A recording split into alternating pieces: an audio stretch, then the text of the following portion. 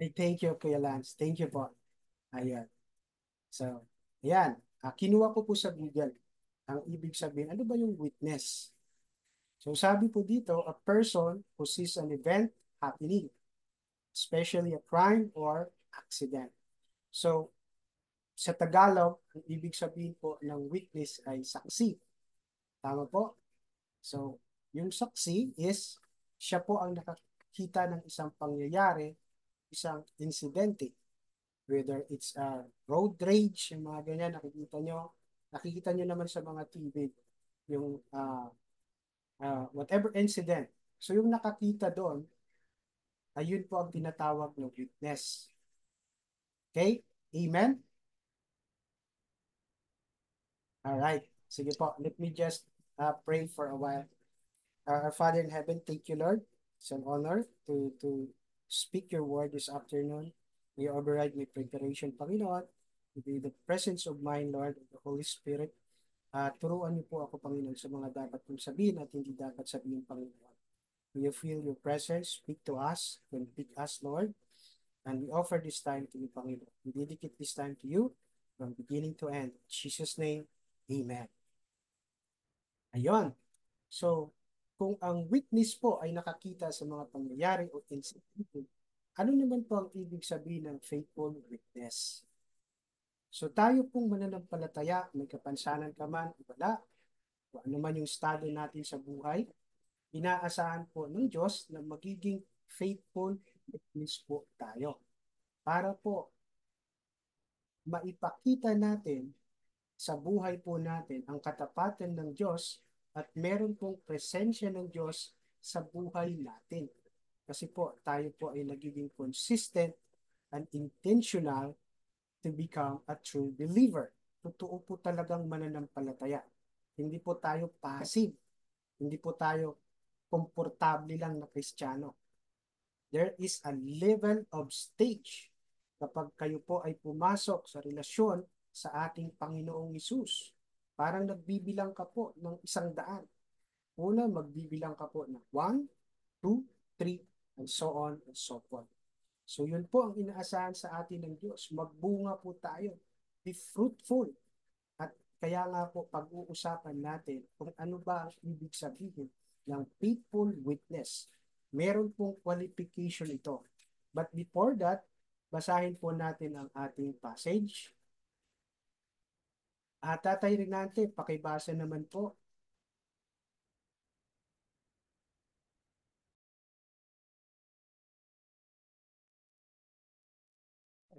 Okay, sige, sige po. Yung gusto na lang pong magbasa. Ako, bro. Okay, Brother Ren, thank you. Sige.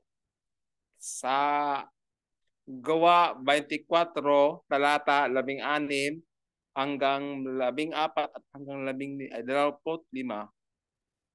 Kaya't lagi kong sinisikap na panatilihing malinis ang aking budhi sa harap ng Diyos at ng tao. Pagkaraan ng ilang araw, dumating si Felix kasama ang kanyang asawang si Drusilla, na isang Hudyo. Ipinatawag niya si Pablo at nakinig sa kanya habang nagsasalita siya tungkol sa pananampalataya kay Kristo Jesus. Habang nagsasalita si Pablo tungkol sa katuwiran, pagpipigil sa sarili, at sa darating na paghatol, natakot si Felix at sinabi, "Tama na sa ngayon, baka umalis ka. Kapag nalaman kong komportable, ipapasundo kita." Sige, pakituloy na lang, Brother Ren.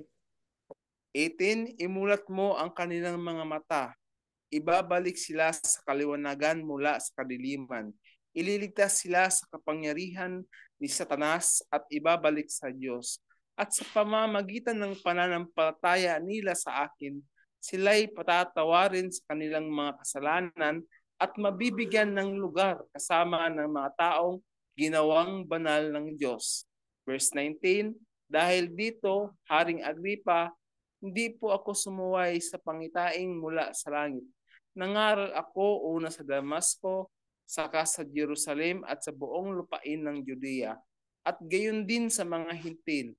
Ipinangaral kung dapat silang magsisit, tumalikod sa kanilang mga kasalanan, lumapit sa Diyos at ipakita ang kanilang pagsisisi sa pamamagitan ng mga gawa.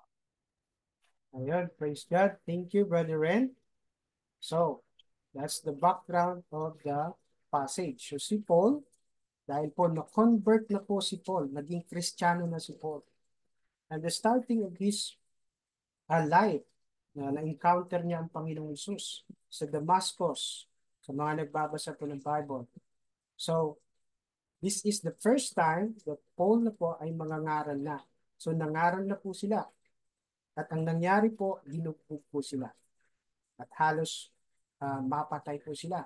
Pero, they keep on preaching the gospel. At kaya nga po ito si Paul dito, dinakip po siya. Kinulong, and he was about to put in a trial. Okay? Ihaharap po siya sa paglilitis. Kaya, tingnan po natin.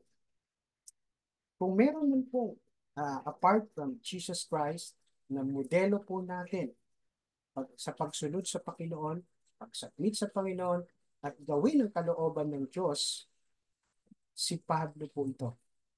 At ito po ang magandang pangako ng Diyos sa atin. Sabi po sa Gawa, Kapitulo 1, versikulo 8, sinabi niya po, subalit tatanggap kayo ng kapangyarihan pagbaba ng Espiritu Santo at kayo'y magiging saksi ko sa Jerusalem, sa Judea, at sa Samaria at hanggang sa dulo ng daigdig. So, ito yung pangako ng Diyos sa lahat po ng tatanggap, sa lahat po ng mananampalataya ni Kristo, the promise of the Holy Spirit. Ang trabaho po ng Holy Spirit to give us wisdom, bibigyan niya po tayo ng kapangyarihan to speak boldly with confidence because of the Holy Spirit. Meron tayong desire, meron po tayong eagerness para ibahagi ang mabuting balita sa lahat ng tao. So, napakaganda. Hindi tayo bibigyan po ng commission ng ating Panginoon na hindi po natin siya kasama. Amen?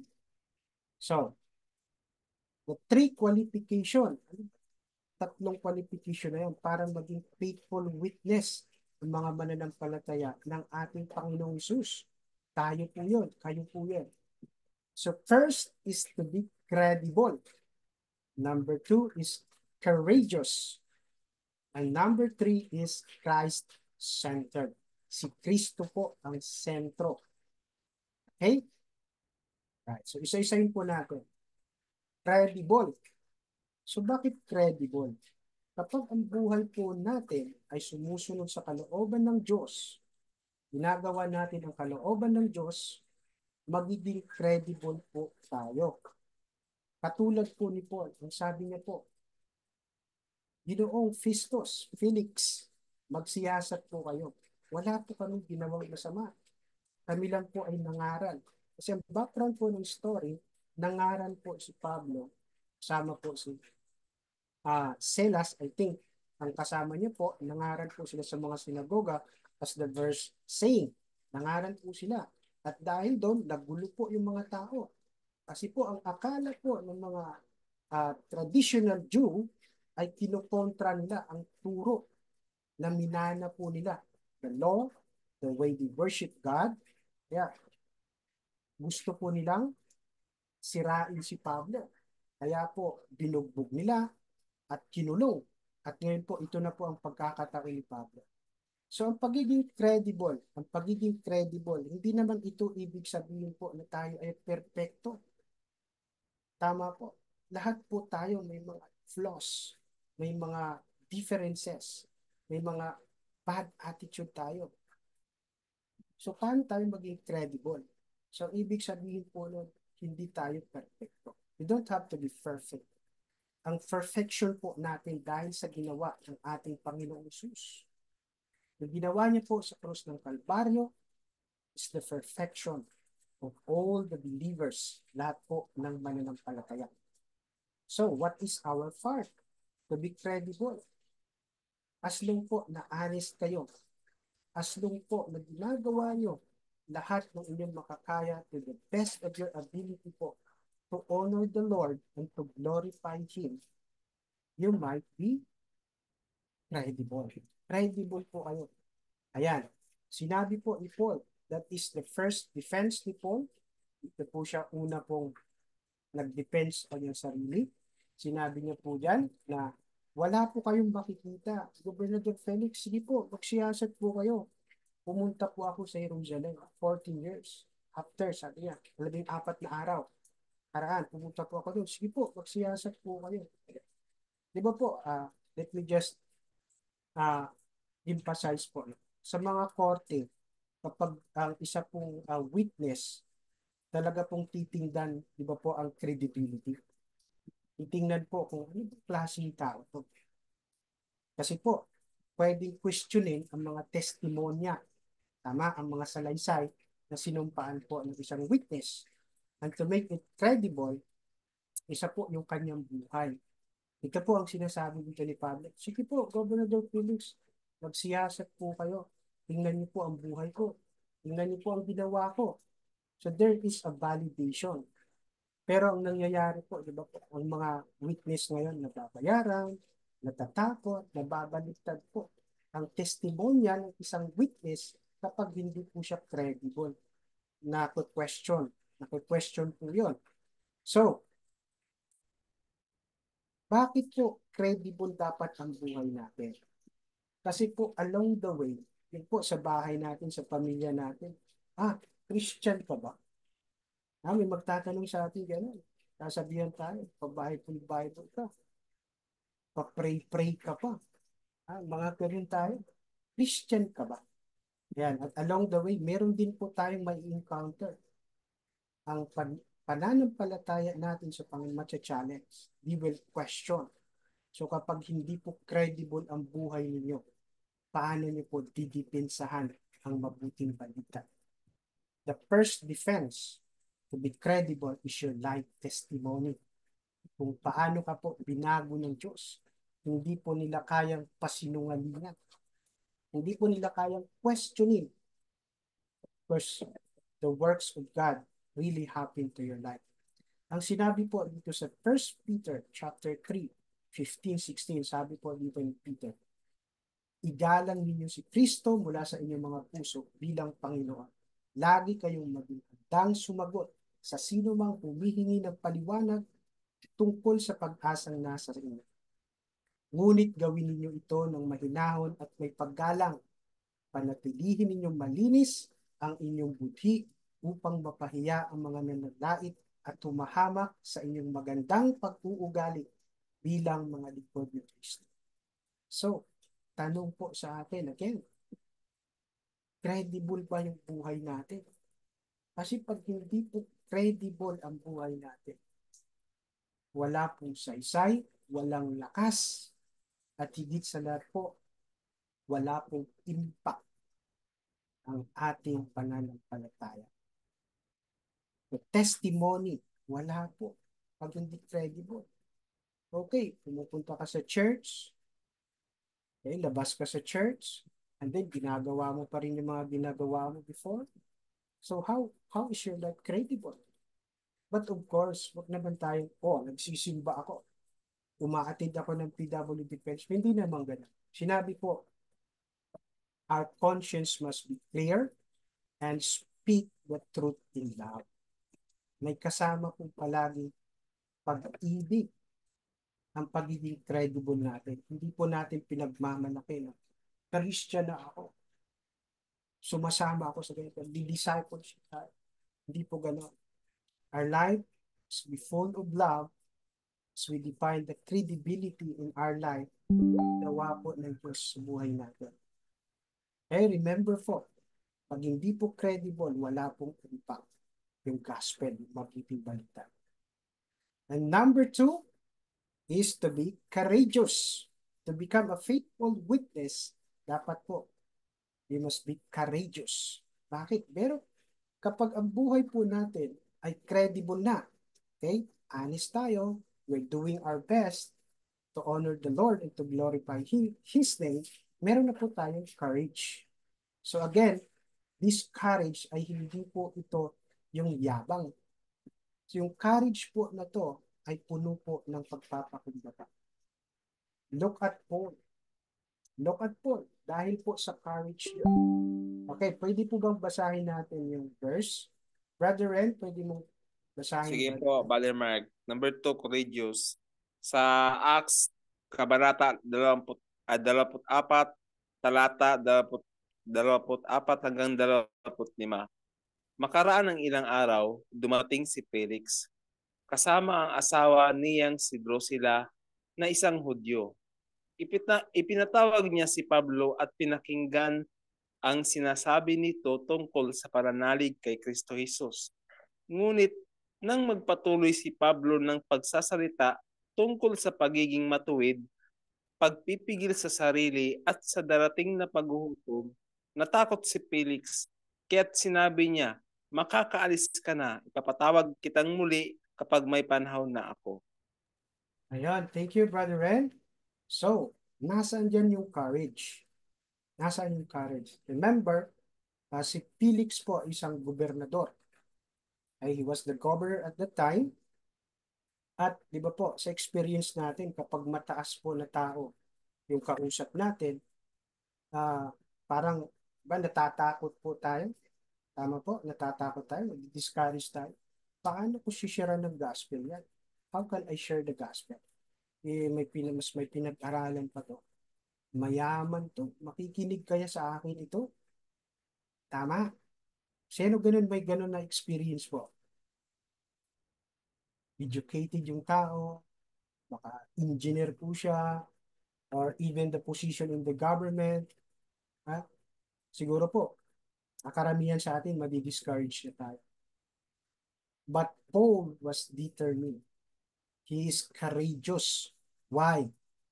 Remember yung Acts 1:8 kanina, ano pong sabi doon? The Holy Spirit will speak, will teach us, will give us the courage. Ibig sabihin, God is with us. Matthew chapter 1 verse 23, sinabi ko po doon. Ang ibig sabihin po ng Emmanuel is God is with us. So the wisdom, boldness, the confident, with humility, na kay Paul. Because God is with him. At tingnan niyo po ang nangyari. Dahil po sa courage ni Paul, natakot po si Felix. Natakot. Bakit po siya natakot? Bakit po natakot si Felix? Something fishy. So ang asawa niya po dyan ay isang Hudiya, si Drusilla.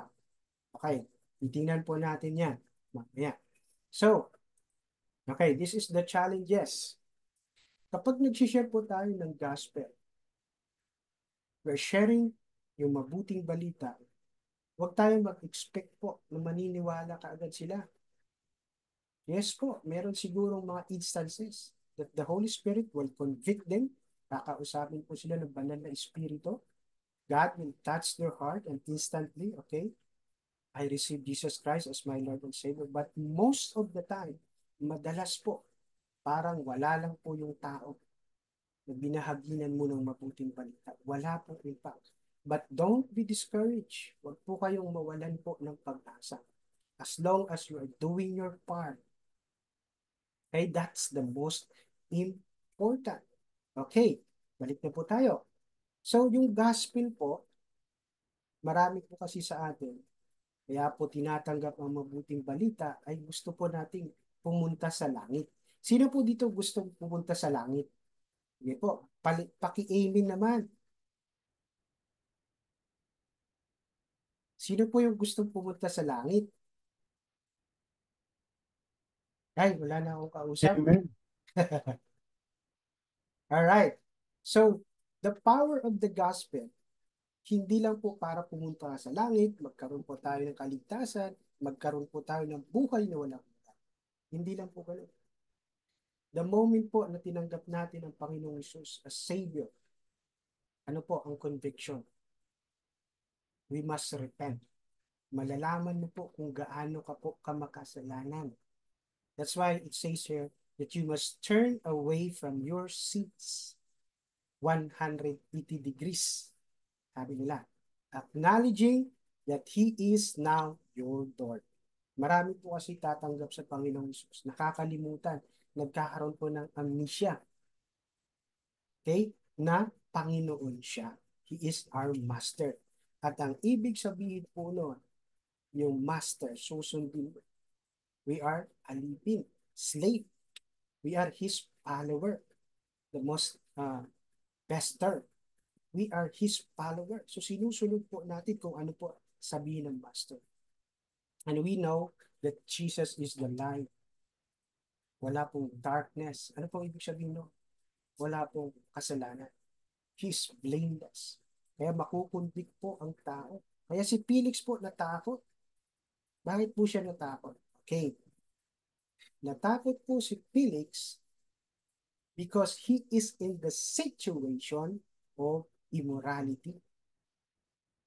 Okay, balik po natin. Si Drusilla na isang Hudyo po ay iniwan po ang kanyang asawa to be with Felix. So that's why nakunbik po si Felix about the relationship. Because the unrighteous deeds, marami po sa atin. Baka po kinukunbik na tayo ng Diyos. Kinukunbik na po tayo ng Diyos. Tingnan niyo po ang kapangyarihan ng Diyos. If we have the courage, meron po itong tapang na ibahagi po ang mabuting balita. Ang mga disciples po, I don't think nakapag-aral po sila ng master degree. Okay? Si Paul kasi, nag-aral po siya kay Gamaliel. So he was about expert or scholar in the law of God. Pero most of them, hindi naman po nakapag-aral eh. Kaya nga po, napaka-blessed ng mga disciple ito. Kahit namatay sila, they have the courage and boldness to share the gospel. Tayo po, hindi pa naman po umabot po na dumanak ang dugo sa pagbabahagi po ng mabuting balita. So what's stopping us? Ano yung nagiging sagabal? So alam niyo na po, ibig sabihin nun, at instances, may mga bagay po siguro tayo na maybe tinitingnan natin yung sarili natin, hindi pa ako confident, Brother Mark. Hindi pa ako kagaling po magsalita. But when you look at the Bible, especially po yung the Old Testament na ginamit po ng Diyos, hindi naman sila perfect, hindi naman po sila magaling. In fact, they have disability also. Tama? Tama po sila. So, wala pong description kung gagamitin tayo ng Diyos na ibahagi po mabuting balita. May disability ka man, wala.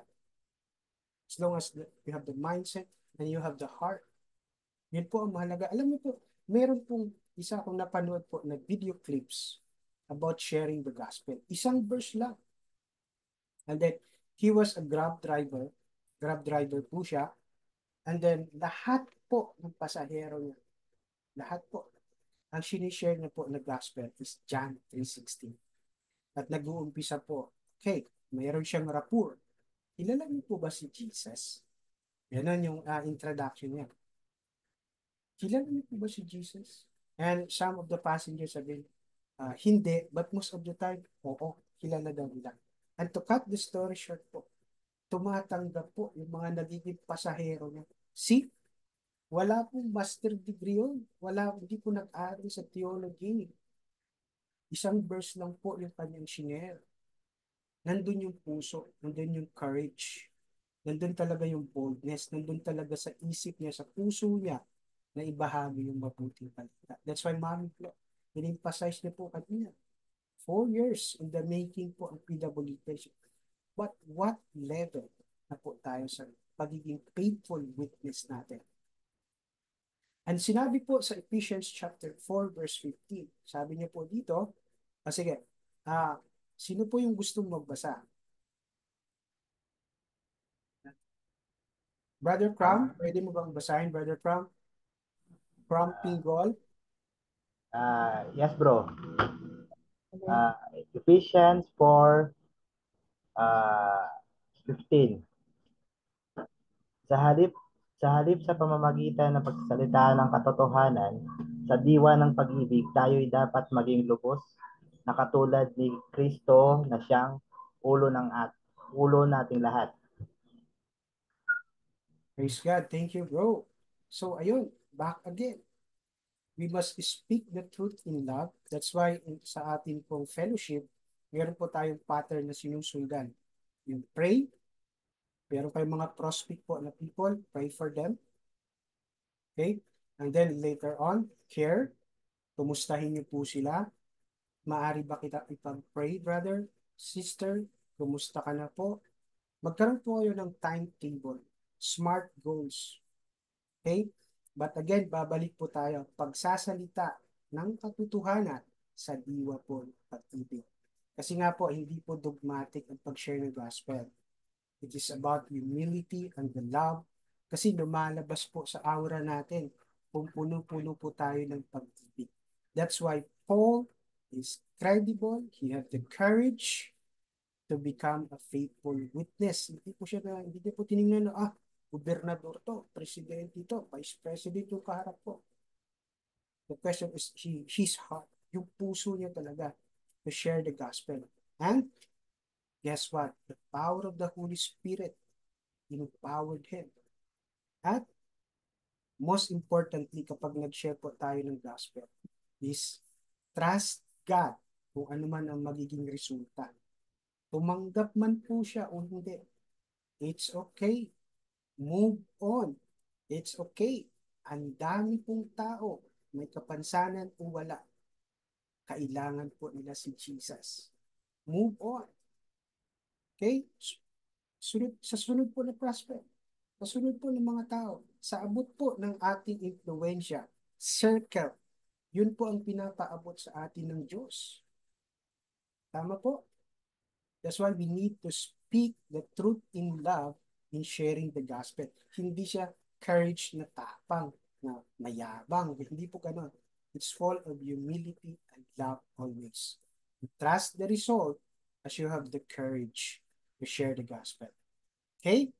And lastly is the word Christ-centered. Okay? Your life is credible. Your life, you have the courage. Kasi nga, nagkakaroon ka na ng courage because your life is credible. Meron ka ng confident. Okay, lahat po ng yon ay hindi pa rin po nanggaling sa atin. Nanggaling pa rin po ito dahil po sa biyaya ng ating Panginoong Jesus. That's why it is Christ-centered. Si Jesus po ang sentro. Kaya po ginagawa natin ang pagbahagi po ng mabuting balita. Okay? Basahin po muna natin yung passage before we emphasize. Call po natin si Brother Mike. Brother Mike, nandiyan ka po?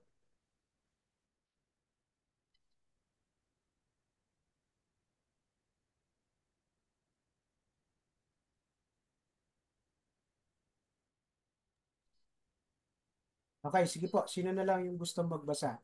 Baka... Sige, bro. Okay, Ate Faith. Ros. Teka lang, Brother Ren.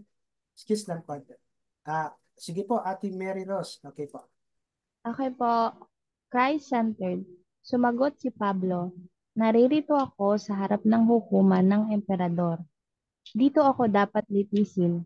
Wala akong nagawang pagkakasala sa mga Hudyo at iyan ay nalalaman ninyo. Kung ako ay lumabag sa batas o nakagawa ng anumang bagay na dahil dito ay dapat akong parusahan ng kamatayan, hindi ako tututol. Ngunit kung walang katotohanan ng mga paratang nila sa akin, hindi ako dapat ibigay sa kanila. Sa emperador ako dudulog. Acts Amen. 26:11. Thank you, Sis Mary Rose. Ayan. So, this is the second trial. Ito na po. Kasi po, si Felix, remember, hindi po siya na tawag doon, hindi po siya napawalang sala. Ano po? He was not given the verdict. Okay? Kaya lahat po ng ito, intindihin po natin yun. Lahat po ng ito ay orchestration ni God. Remember po na si Paul was appointed by God. Okay? Siya po ang gagamitin ng Diyos, sabi doon, na mag-preach ng gospel to the Gentiles. Because Peter and John, sa mga Hudyo po sila na nagkalat at the time. So, si Paul Ang nangyayari po sa kanya ay orchestration at divine appointment ng God. Okay? So, nagkaroon po siya ng wisdom. Di ba po, sa kaso, okay, labas lang tayo ng konti. Sa kaso po, kung saan po kayo nagkasala, di ba po, dapat doon po kayo litisin. Kung natatanda niyo po, there was an American na nagkasala po dito sa Pilipinas, and the American people or the government request to doon po litisin sa Amerika. But because dito po siya nagkasala, so dapat dito siya litisin. Okay? Kasi nga po wala pong jurisdiction. Okay? Forget the term. So, kung saan ka po nagkasala, doon ka po dilitisin. Tama po, yun lang po ang point. That's why si Paul, binigyan po ng Holy Spirit ng wisdom, and he was able to reason out. Na-reason out niya po, pumunta po sa kanyang karunungan, sa tulong po ng Banal Espiritu. Sa gobernador po ako tutulong. Marapat, hindi nyo naman po ako pinapakinggan dito, okay? Sa emperador po ako magpapaliwanag. At to cut the story short po nga, after that, he was sent to Rome at doon na po siya binawian after, I think, mga 10 or 7 years at the time. So, ito pong Christ-centeredness, okay? Noong nagsasalaysay na po si Paul, sinasalaysay na po kay King Agrippa, okay? Dito po. Ito po yung salaysay ni Pablo. So, he was defending himself. Ano po ang napansin po natin? Wala pong kasama si Paul. Mag-isa lang po. Look at the courage and confidence of Paul. Mag-isa lang po siya. That trial, nililitis po siya. At sabi niya po, kay King Agrippa, okay, ito po ang nangyari. Ito po, sabi niya po, bakit hindi po mapaniwalaan ng mga naririto na maaring muling buhayin ng Diyos ang mga patay? Because that time, ang Hudyo po, dalawa, Sadducee and Pariseo. So I think the Sadducee, hindi po sila naniniwala na bubuhayin ang mga patay. See? So yun po ang reason na ginamit ng kalaban para po magkagulo. Tapos sabi po ni Paul, verse 9, ako rin nung una ay dapat kung gawin ang lahat ng ito. Ako rin nung una. Ang lahat ng aking magagawa laban sa pangalan sa Kristo. Kasi nga po, siya po ang unang nag-persecute sa mga Kristiyano. Tama po. Humingi pa po siya ng warrant of arrest sa mga Sinedrin para lang po habulin ang lahat ng Hudyo na Kristiyano na sumunod sa Panginoon. Sa nagkalat po sila sa ibang bansa. So, that time, Paul was explaining, hindi niya po alam. Dahil po sa pagsasalaysay niya nito, hindi niya po alam na he was testifying to the Lord. Ayan. Kaya ang buhay po natin, the pray, care, share, yung share po doon, at that stage, yung buhay po natin, kapag sinasalaysay na po natin, okay, dapat po pala naka-point out ang central point niya. Alam mo, brother and sister, ganito po ako dati, magagalitin po ako, matampuhin po ako, ganito po ako magsalita. Sa makatwid, napaka-makasalanan. Okay? Nagigets po? Pero ngayon, binago po ako ng Panginoong Jesus. That's the point. Dapat po makita ng tao na binabahaginan po natin the central point of our testimony at yung binago tayo ng Panginoong Jesus ay siya po. Para po mabuksan ang lahat ng kaisipan, lahat po ng mata, the spiritual eyes. Spiritual po yan lahat. Mabuksan po kanilang mga mata. Tayo po, na mananampalataya, nilipat na po tayo sa paliwanagan. Nasa kadiliman po ang mga taong wala pa po kay Kristo. Alam po natin yun. At dapat po, mag-point out kay Jesus Christ para po maintindihan ng tao. Binayaran po ng Panginoong Jesus lahat po ng ating pagkakasala. He is the Lamb of God. Siya po ang namatay sa krus ng Kalbaryo. Binayaran niya po ang ating mga kasalanan. And the most importantly po, meron po tayong kaligtasan. Eternal life, kailangan pong maintindihan nila na si Jesus pa rin po yun. Dahil po sa Panginoong Isus, kaya po tayo tinanggap ng ating Ama. We've been reconciled by God. Nagkaroon po tayo ng eternal life. Sabi po doon, those who have the Son will have eternal life.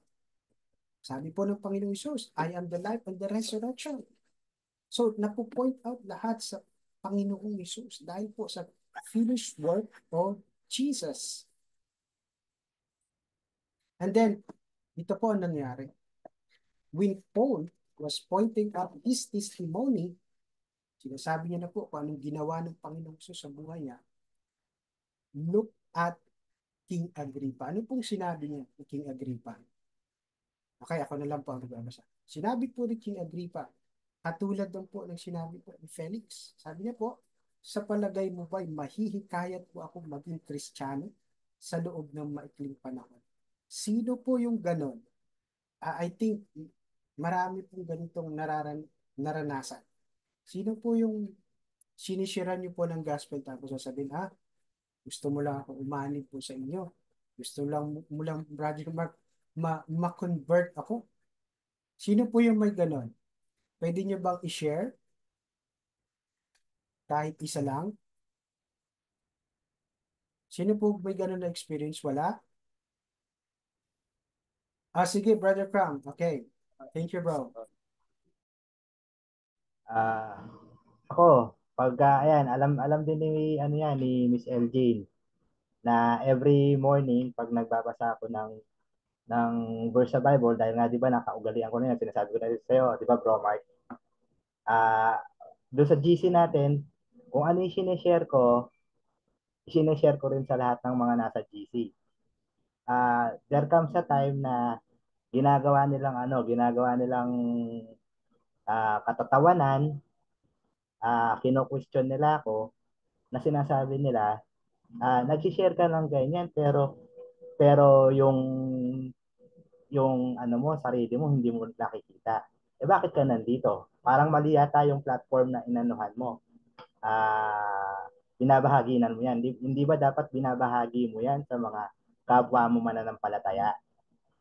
Tapos, ang isinagot ko sa kanila, hindi porkit sineshare ko to sa inyo, ibig sabihin, hindi kayo sumasampalataya. Gusto ko lang na maging mas malawak ang inyong pangunawa. Dahil hindi na parito ang Panginoon para sa mga mananampalataya, kundi naparito ang Panginoon para sa mga makasalanan. Hindi ko sinasabi na malinis ako, sabi ko sa kanila, hindi ko sinasabing malinis ako, banal ako, pero may pagkakataon pa para magbago tayo. Kaya kung ano man yung ano natin, kung ano man yung naging pagkakasala natin, kalimutan natin yon, magbalik loob tayo sa Panginoon upang sa ganon, maging ano tayo, maging tahimik ang buhay natin muli. Yun lang, bro Mark. Thank you. Ayun, thank you, bro. So, akala ko kasi wala nang mag-share. So, ibig sabihin, baka hindi tayo nag-share ng gospel. Kasi hindi po natin naranasan yan. So, mararanasan po natin ito. As we share the Word of God, those people, meron talagang tao. Gusto lang akong ano nito ni Brother Mark naging ano dito ayan, si Mary Rose. Okay, Ate Mary Rose, sige po. Brother, share ko lang po yung experience ko na one time parang nag-share ako sa isang tao tapos kasi parang lugmok siya. So, ang intention ko naman is to ma-encourage siya. Tapos, nung nag-share po ako sa kanya, parang binalik niya sa akin na, ba't ikaw nga ganito? Ba't ikaw nga ganyan? So, parang ako, nasaktan po ako as, parang, yung bilang tao, na nasaktan ako na, ginagawa ko to para sa'yo. Kasi gusto ko maranasan mo yung panahon na mahina din ako. Nagpalakas lang din naman sa akin si Lord. So, parang, painful siya in a way, pero parang at the end of the day, naisip ko, kailangan talaga bilang tao, maging modelo ako ni Kristo para mas maging effective ako kung gusto ko mag-share ng Word of God. Makikita nila yung Christ likeness, yun po. Yun po yung na-realize ko nung na-experience ko pong mag-share ng Word of God, tapos nakita nila yung flaws ko. Yun po, brother. Thank you. Ayan, thank you for sharing, Ate Mary Rose. See, the heart of the people. And sinishare mo na nga yung gospel. And most of us, kapag ganun yung feedback sa atin ng tao, yung response ng tao sa atin, mag-discourage na tayo. But I like uh, yung sinabi ni Ate Mary Rose, kasi ginagawa ko to dahil mahal kita. That's the right heart. Yun po ang tamang puso natin. Huwag tayong mawalan po ng pag-asa. Huwag po tayong ma-discourage. In fact, we must tuloy lang, forward. Mas lalo po tayong masigasig. Mas lalo pong magkaroon po tayo ng heart to share the gospel. Because this is eternal hope. Your salvation is at stake. And again, an encouragement to all of us. Are we sharing the gospel intentionally? Because it doesn't matter kung ano man po yung mararanasan natin, rejection, okay, name it, kahit ano pa po ang sabihin ng tao, dapat po yung heart na kasentro pa rin sa Panginoon. Anak po muna ako na. Okay, the right heart pa rin po. Yun po ang pinakamahalaga. Kaya po, yan po ang sinabi ni Pablo. Sabi po ni Pablo, King Agrippa, maging sa maikli o sa mahabang panahon man, loobin nawa ng Diyos na hindi lamang kayo, kundi ang lahat ng nakakarinig ngayon ay maging kagaya ko, maliban sa mga tanikalaki. See? Yun naman ang heart natin, is to win them. Di ba po, parang nagkakaroon tayo ng burden sa pamilya po natin. Ang tagal na natin shinare ang gospel. Tagal na natin shinare. Pero bakit wala pa rin? Pero look at the heart people. The positiveness, trusting God, loobin nawa ng Diyos. Maikli man, o matagal man, loobin ng Diyos nawa, Lord, that my family would be saved, that my friends will be saved, at lahat po ng kilala kong tao, Lord, masharean ko ng gospel. And I will never give up on sharing them the gospel. That's the heart to become the faithful witness of God. It's moving forward. It's the heart, just like David. Nakita niyo po ang puso ni David? How he want to praise the Lord, to glorify the Lord. Sabi niya doon, how I wish I could share the gospel to all the world. Sabi po ni David, kaya sa mga kanta niya po, ganun na lang. In the book of Psalms, I will tell the wondrous work of the Lord in my life. That's the duty of the Christian. Okay? So, before I end, faithful witness for the Lord before the kings and the rulers and all those who were present with them. Okay po. Ang greatest achievement po ni Paul ay hindi lang po siya naging faithful witness. Okay? Hindi lang po yun. But talaga po, ang point, ang central point of his courage and credibility is our Lord Jesus Christ. Kaya yun po ang panawagan ng Diyos sa atin. Gagamitin po tayo ng Diyos. Don't underestimate your situation. Yung kapansanan po. Kapansanan po natin. In fact, mas may kapansanan pa yung walang physically disabled. Tama po. Gagamitin po tayo ng Diyos. You are in the right track kapag po nag-submit ka sa Diyos, willing heart to serve God, to be part of the body of Christ. Kaya yung malaking katanungan po sa atin, are we ready to become faithful witness of the gospel? So kung gusto nyo pong maging faithful witness, okay, tatlo po yun, is to be credible, is to be courageous, and to be Christ-centered. Praise God. So, dyan po tayo magtatapos. And let me end with a prayer. This is our breakout discussion po. Okay, let me just pray. Our Father in heaven, maraming salamat po sa aming mga natutunan ngayon po. As a follower of Jesus po, we need to be a faithful witness so that the gospel, it has a power to change and transform the life of the people and it points out to our Lord and Savior Jesus Christ. Lord, apart from you, we know that we can do nothing. So bigyan mo po kami ng puso, Lord, na pagpakumbaba, submissive to do your will. And one of that is to share the gospel. As a follower of Jesus Christ, Panginoon, magkaroon po kami ng bunga. And aside from our transformation life, na magiging patutuo po, Lord, bigyan niyo po kami ng pusong mapagpakumbaba at ipinagkakatiwala lahat sa inyo po, Panginoon. And as we go to our breakout discussion, Lord, I pray for wisdom, knowledge, Lord, and the bonding of each believer in each group, and to pray for one another, Panginoon. Salamat po. In Jesus' name I pray. Amen. Okay po, Amen. so yan, ito po ang ating breakout discussion. Amen. Thank you, ma'am. Thank you.